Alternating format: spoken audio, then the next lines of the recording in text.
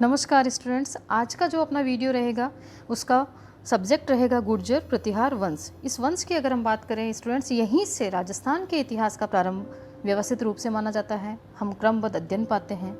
इससे पहले हम टुकड़ों में राजस्थान को अलग अलग स्थानों पर देखते हैं, जैसे कि मौर्य काल में, गुप्त काल में, जनपद काल में, महाजनपद काल में, पाषाण काल, धातु काल। इन सभी क्षेत्रों में हम किसी एक स्थल विशेष की चर्चा करके रह जाते हैं। लेकिन गुर्जर प्रतिहारों का जो वंश है, वहाँ से राजस्थान का क्रमबद्ध ऐतिहासिक अध्ययन प्रारंभ होता है। यहाँ पर हम विशेष चर्चा करेंगे सबसे पहले त्रिपक्षीय संघर्ष की। इसके एग्जाम में बहुत क्वेश्चन आते हैं। त्रिपक्षीय संघर्ष के बारे में हम देखते हैं। तो देखिए स्टूडेंट, ये जो त्रिपक्षीय संघर्ष था, यह लगभग 150 सालों तक चला था। 150 वर्षों तक अगर कोई संघर्ष चलेगा तो उस पर प्रश्न भी एग्जामिनर को देना स्वाभाविक बनता है।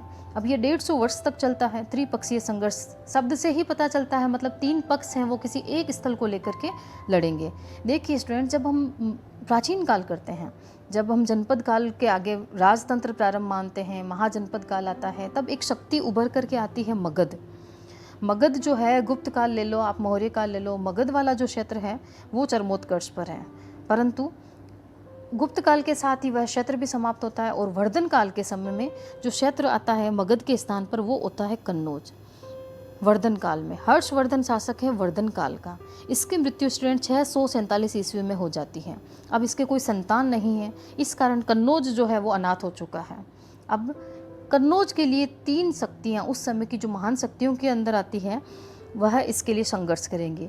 जब ये त्रिपक्षीय संघर्ष हो रहा है तो कन्नौज पर जो है आयुध वंश का शासन है। किस वंश का? आयुध वंश का शासन है। अब 3 पक्ष कौन कौन से हैं जो कि लड़ाई करने के लिए आ रहे हैं? तो हम देखें, सबसे पहले देखते हैं राजस्थान और गुजरात वाला जो क्षेत्र है, यहाँ से आते हैं गुर्जर प्रतिहार, जिनका हम विस्तार से आज अध्ययन करेंगे अपने इस वीडियो में।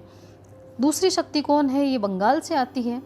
बंगाल पूर्व दिशा में स्थित है। पूर्व की दिशा से आने वाली शक्ति कौन सी है? बंगाल। और वंश कौन सा है? पाल वंश। तीसरी शक्ति आती है जो दक्षिण की तरफ से आती है, महाराष्ट्र के राष्ट्रकूट।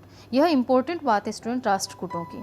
आज तक जितनी भी शक्तियां हैं वो उत्तर भारत से दक्षिण भारत की तरफ आक्रमण किया है या युद्ध करने के लिए गई है। जैसे हमने समुद्रगुप्त को भी भेजा, चंद्रगुप्त को भी भेजा था। ठीक है स्टूडेंट्स, लेकिन पहली बार ऐसा हो रहा है कि दक्षिण भारत से कोई शक्ति ऐसी है जो युद्ध करने के लिए उत्तर भारत के किसी क्षेत्र पर अधिकार करने के लिए आ रही है।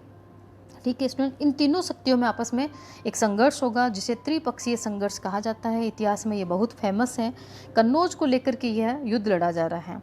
इस संघर्ष में प्रथम तथा अंतिम विजय हमारे जो राजस्थान के क्षेत्र में जो गुर्जर प्रतिहार वंश है उनकी होती है।